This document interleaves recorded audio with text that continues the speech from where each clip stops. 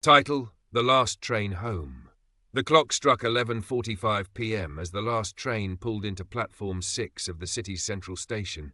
The platform was nearly empty, save for a handful of weary travellers and a man named Thomas, who sat on a bench clutching a small battered suitcase. Thomas had taken this train every week for years. It was the train that led him back to the small village where he grew up, a place he had left behind but could never truly forget. The doors of the train opened with a hiss, and Thomas stepped inside. The carriage was dimly lit, with rows of worn-out seats and the faint scent of old leather. He found a seat by the window and stared at his reflection, his greying hair and tired eyes staring back at him. This journey was different.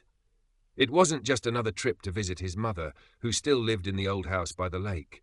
This time, there would be no warm smile to greet him at the door, no familiar scent of her baking wafting through the air.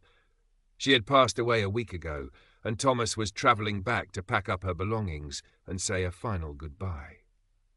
The train began to move, its rhythmic clatter filling the silence. Thomas leaned back, memories flooding his mind. He thought of his mother's laughter, the way she used to hum old songs as she worked in the garden. He remembered the long summer afternoons they spent by the lake, skipping stones and talking about everything and nothing. But he also remembered the arguments, the harsh words exchanged when he told her he was leaving the village to chase his dreams in the city.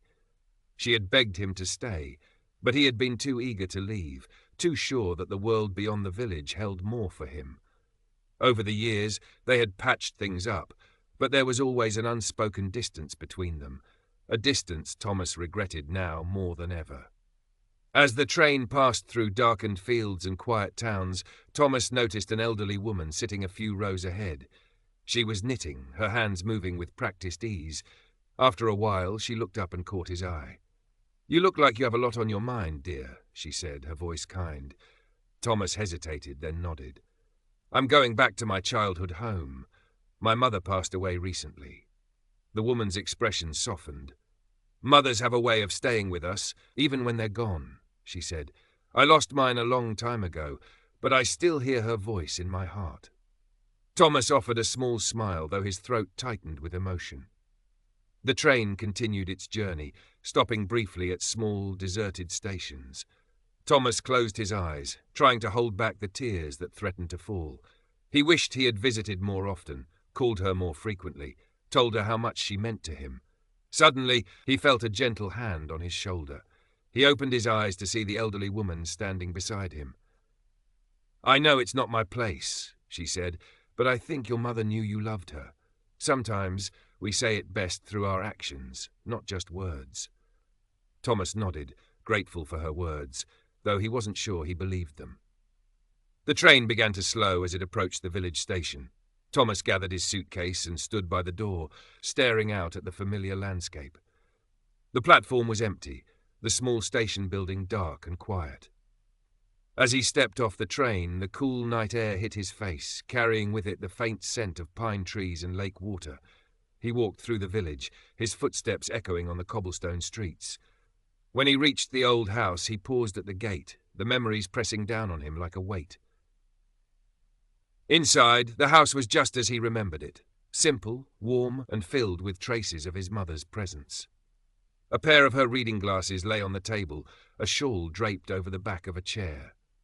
Thomas wandered through the rooms, his heart heavy with loss. When he entered her bedroom, he found a small box on the bed with a note on top. "For Thomas," it read. Inside the box were keepsakes from his childhood, a drawing he had made for her when he was 6, a small wooden boat they had built together, and a stack of letters he had sent her over the years. At the bottom was a photograph of the two of them by the lake, her arms wrapped tightly around him, both of them laughing. On the back of the photograph, in her neat handwriting, were the words, "I always knew you loved me." Thomas sat on the bed, clutching the photograph, tears streaming down his face. In that moment, he realized that love didn't have to be perfect, and that the bonds we share with those we love are often stronger than we realize. As the first light of dawn crept through the window, Thomas knew he wasn't just saying goodbye to his mother. He was carrying her with him, in every step he took, every memory he held, and every beat of his heart. The train back to the city would leave that evening, but for now, Thomas stayed, listening to the quiet hum of the village and the echoes of a love that would never fade.